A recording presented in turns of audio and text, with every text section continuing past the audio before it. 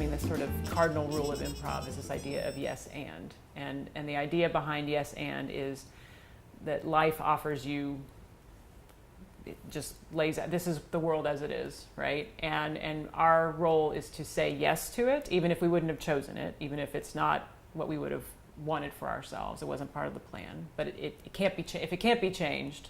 And so that's the yes, to say, this is, I'm a single mom. I would have hoped to have been partnered, but this is the reality. And then the and is, how can I build on this in the most life-giving way possible? And so on stage, that comes, takes the form of people working together and giving one another gifts of, here's a line that you can play off of, and then you say something back, and together we build a scene that way. But it's always struck me, this idea of yes and is really the way we live too. And so I'm curious, when I say this idea of yes and, what does it make you think of, or when have you maybe approached life that way without even thinking about it in those terms? I think a lot of this comes back to parenting for me, because parenting is just so unpredictable and such a huge responsibility. There are these two little people that are dependent on me.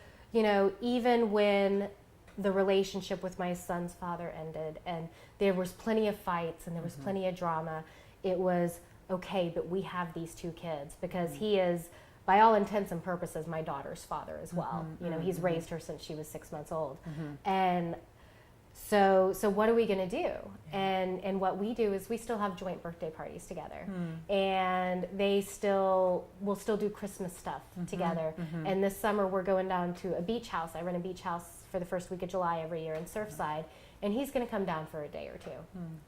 And so what I do is I make sure that they still have that connection, and they don't hear me talk about their dad negatively.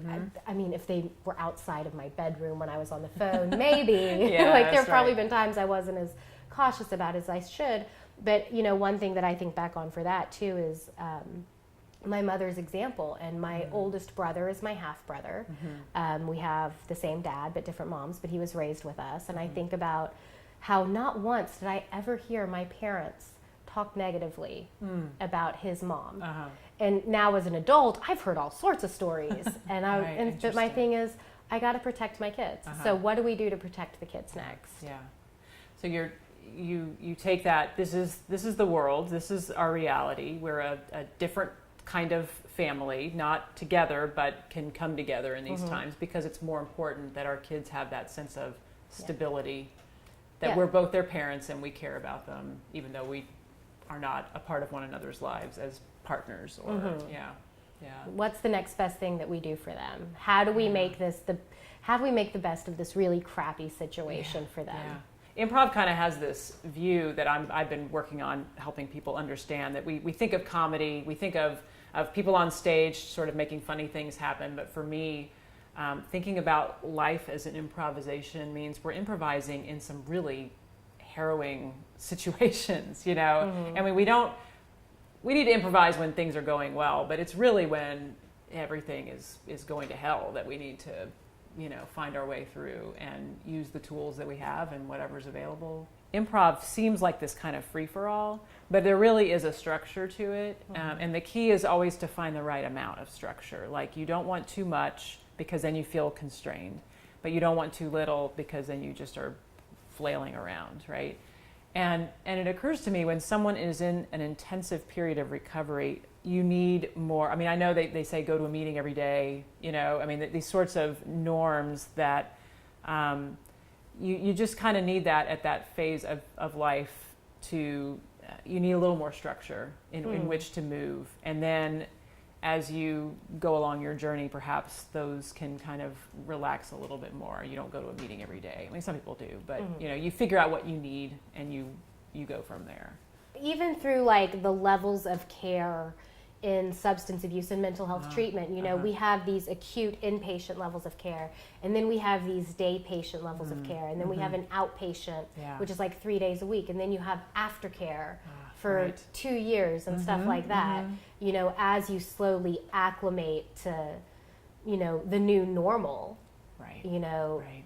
in a way that you can stay safe and still start practicing some of those tools. Right.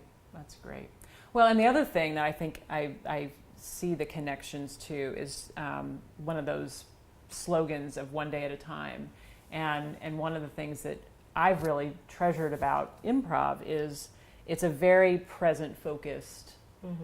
You can't think a few steps down the road because you don't know where the scene is going to take you. And so you just are curious about it, and you together with the other people on stage, you create something that you never could have predicted where it would go. And we're so future focused and we're so planning oriented. A lot of us in our culture is sort of like, well, where are you headed, and what's your 10-year plan and all of this, and one day at a time to me just helps narrow the focus to just here's what you have, not even control isn't the right word, but here is what you need to concern yourself with right now is just this day.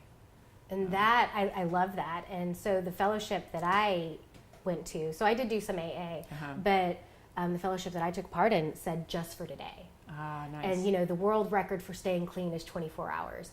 And one thing that I had to do to get through some harder points in my life, and one thing that I've used with friends who are getting clean, and then even just with friends who are having a hard time, is, okay, like if you don't think you can get through today, right now we're going to focus on what's the next point. Right now I have to worry about getting to the end of my work day. Right. I just need to focus on getting to the end of my work day. After that, I'm going to worry about getting from work to home and not drinking or not calling this unhealthy person, not self-sabotaging somehow. After that, I just have to worry about getting to bed. And when we look at it in such smaller chunks, we don't feel just that juggernaut force of overwhelming and anxiety like coming up within us. Yeah. I mean, and when I'm running too, I mean, I think about, okay, I just have to get through this mile, because if I think about running all 26.2 miles, I just go, who would do that? Why did I sign up to do Pick this? the quarter mile marker ahead. That's right. I'm just going to focus on getting to that quarter mile marker. That okay. is exactly. To the end of this DMX song. Yes. Like, I just got to get to the end of the DMX song. Exactly right. Yeah. That's great.